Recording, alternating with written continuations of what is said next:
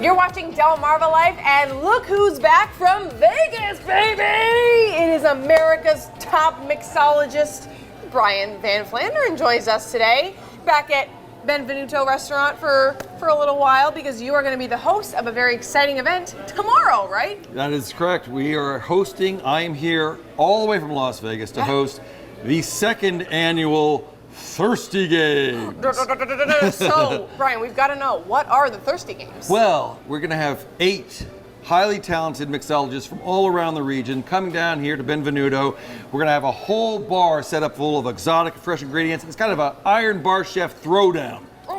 Yeah. Only one survivor.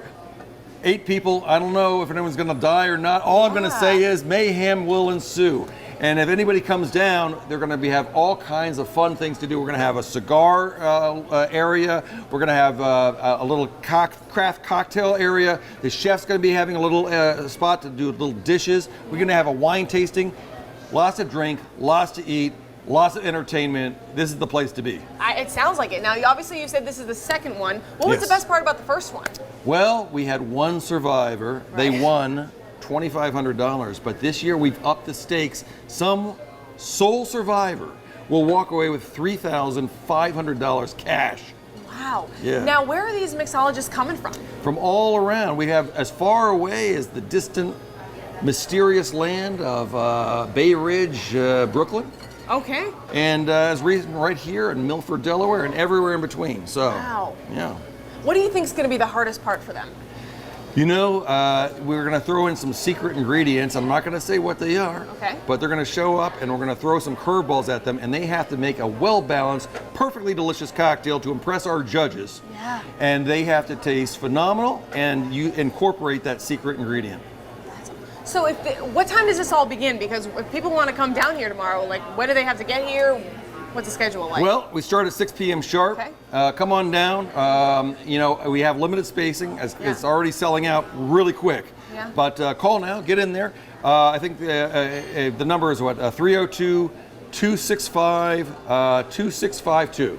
So you're good. Yeah, well, I read it right off the... Oh, you did? Yeah. Cue cards. Yes. The point is, they come on down, and a lot of fun. We had so much fun last year. The mayor was here, and everyone. We just had so much fun.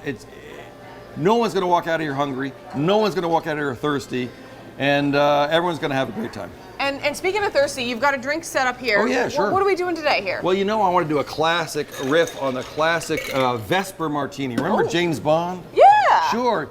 He always had that. Shaken, not stirred. Yes. Well, sadly, every bartender knew before Prohibition that a proper martini should always be stirred and never shaken. Really? Because we're going to keep all those oils in our cocktail intact. But a proper Vesper Martini is made with Lillet Blanc, gin, 2 parts gin, 1 part gin, 2 parts vodka, and 3 parts Lillet Blanc. I put a little bit of Rosa Ramazzate. It's a lightly sweet Italian vermouth, Amaro vermouth. And we're going to stir that down. Get it to a nice chill temperature, and then we're going to pour that right into our glass. Okay. Want to keep it low. We don't want to put any bubbles in there. We want to keep it nice and oily and creamy. Yeah. Get it right in there on top. Look at the nice, beautiful rosé color. Yeah, that's real nice. And then just to provide a touch of acidity, we're going to squeeze a nice little orange twist over the top. We're going to rub that around the rim for aromatics. Ooh. Set that down, and there you have. Go ahead and give it a try. All right. Well, let's give it a little sample here.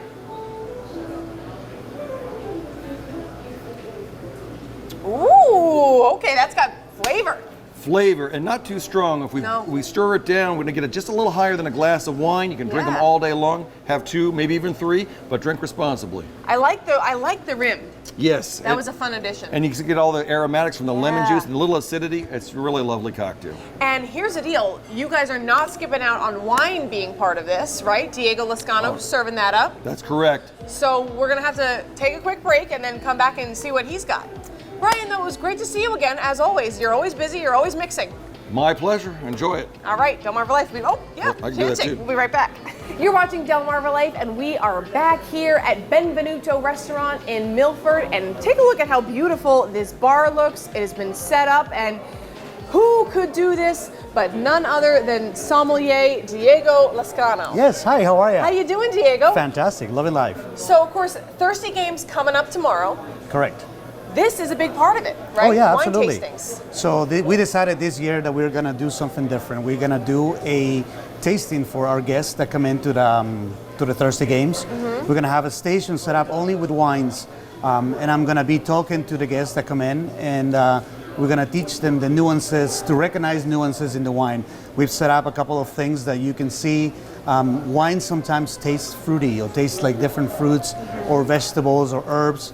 And we wanted to let the guests be part of that experience and learning how to pick up those nuances in the wine. Yeah. Do you think a lot of people kind of do even know those nuances? Because as somebody who's had wine, you know, I tend to just not know what's going on there.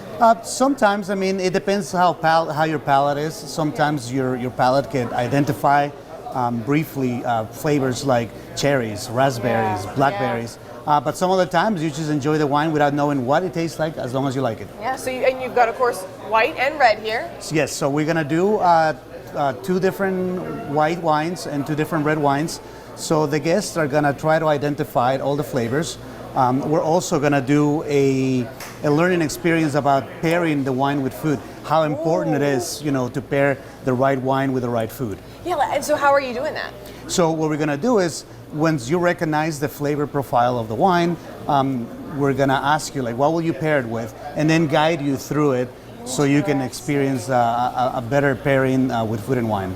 Now, yeah, when you pair food and wine together, does it make both of them taste better, or does it make one of them taste better? Wine is supposed to enhance the flavor of food. Gotcha. That's why back from the Roman days, you know, they used to have this big feast meals, and wine was always part of it. So wine it's gonna be your wine is gonna be something that is gonna complement every meal, every bite. Absolutely. And here's the deal: you guys know what you're talking about with the wine because you won the Wine Spectator Award of Excellence. Yes, we actually received this a couple months ago.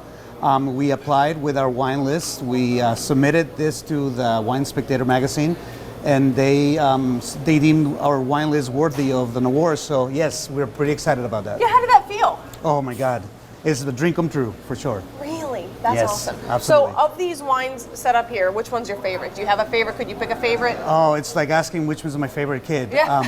But yes, I do have a favorite. The first one, the whites. This yes. one here? It's a nice Riesling that is going to have some really summery tones. You don't want summer to ever go away. True. You know, and that's a way to keep it with you. Yeah. And for you, kind of, you know, I know your main focus here is the wine, but just having the Thirsty Games happen and having Brian back, what's that like for you? How exciting Oh, is it's that? totally exciting. Absolutely. We're privileged. We are actually lucky to have someone of that, you know, caliber to come and join us and do this second Thirsty Games. And I think it's going to be a learning culture for everybody, not just us. Yeah, awesome. All right, well, don't forget, of course, the Thirsty Games happening here at Benvenuto in Milford tomorrow, 6 o'clock. You got to be there. Look forward to seeing you. All right.